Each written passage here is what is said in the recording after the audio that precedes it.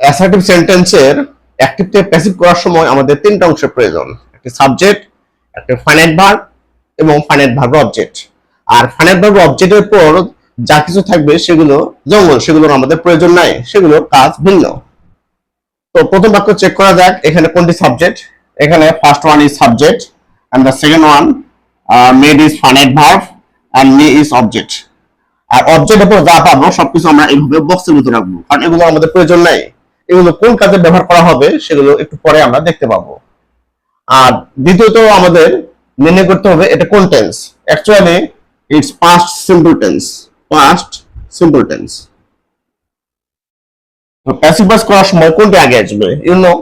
Object আগে আসবে, object এসে এখানে সাবজেক্ট হবে, মি এখানে সাবজেক্ট হবে আই, তারপর পাস্ট সিম্পল টেন্সের অক্সিলিয়ারি ভার্ব ওয়াজ ওয়্যার, এর সাথে ওয়াজ হয়, ওয়াজ দিলাম, তারপর হচ্ছে মেড এর ভার্ব 3 মেডই হয়, মেড। এইবার আমরা এই যে অবজেক্টের পর যে অংশটা পেয়েছি এই অংশটা আমরা এখানে লিখব, কিন্তু টু কথাটা চলে আসবে। কেন টু আসবে? এই বাক্যের মধ্যে এই অংশটা নন ফাইনাইট ভার্ব ছিল, এই ভার্বটা, এবং এই ভার্বের সামনে একটা টু উজ্জ ছিল, কিন্তু প্যাসিভ ভয়েস করার সময় টুটা আমাদের নিয়ে আসতে হবে।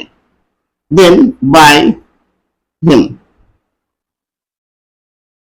like the first one here, the same case, the first one is subject and this is finite verb and this one is object, and after object if we get anything then we'll keep all of the parts of the sentence inside the box, and then we have to identify what kind of sentence is it. Actually this one is past simple tense also. And while changing the voice, what will come first? Object will come first, it will turn into subject while changing the voice.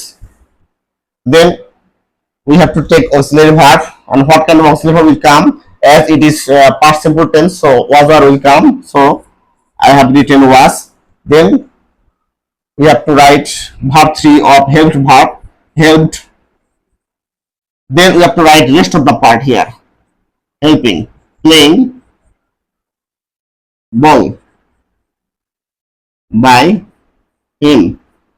But here this one is non-finite verb because there is no auxiliary verb, and we know if we find any verb which contains ing, then we have to check whether auxiliary verb is present there or not. If there is auxiliary verb, then the verb will be finite verb. This non-finite verb, এখানে two উজ্জ নাই।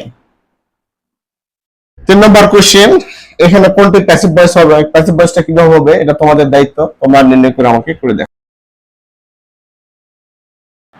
Dear learners, try yourself whether you can do it or not.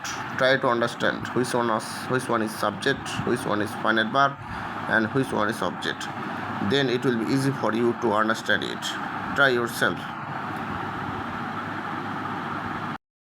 এই বাক্যেও he is subject, let finite verb, me object, and after object if you get anything, that means you will keep everything inside the box. এখানে passive voice করার সময় কোনটা আগে আসবে? Me আগে আসবে, me আগে আসে আই, আর এটা হচ্ছে past simple tense, past simple tense, এই কারণে অক্সিলারি ভার্ব ওয়াজ, তারপর ভার্ব 3 লেট। এরপর আমরা অবজেক্টের পর যে অংশটা আছে জঙ্গল, সেই অংশটা আমরা এখানে লিখব drive the car by him.